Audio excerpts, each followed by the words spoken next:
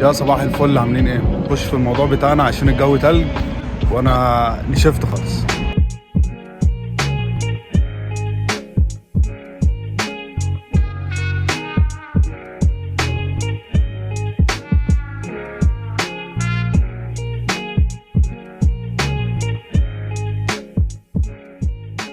ازاي تاخد الجنسية في حالة الزواج من سيدة ايطالية؟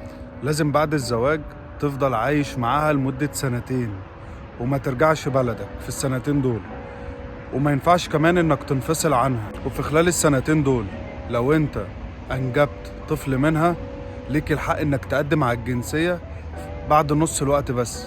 الاوراق المطلوبة: شهادة ميلاد اصلي وصورة، وكمان فيش وتشبيه اصل وصورة. بالاوراق دي طبعا هتستخرجهم من بلدك، يعني لو انت مصري الاوراق دي هتبقى من مصر، لو انت مغربي هتبقى من المغرب، ولازم يكونوا مترجمين من مركز معتمد، وكمان توثقهم من القنصلية الإيطالية الموجودة في بلدك.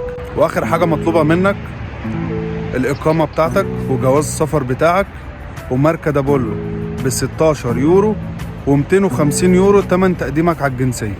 بس خلي بالك الموضوع مش بالسهولة ديت الأوراق المطلوبة هنا في إيطاليا، اللي إيطاليا طالباها لأي حد عايز يقدم على الجنسية. طيب هم إيطاليا بيعملوا إيه وما قالوش عليه؟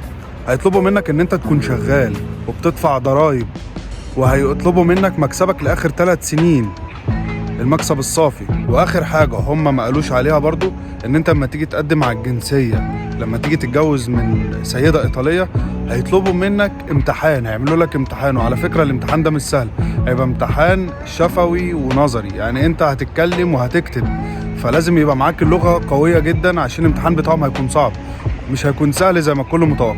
الموضوع اللي انا اتكلمت عنه النهاردة الموضوع انا متاكد منه 1,000,000%. انا سائل عليه وسالت ناس كمان، يعني كل المواضيع اللي انا بتكلم فيها انا بكون مدور على الموضوع وبسال عليه المختصين في الموضوع ده.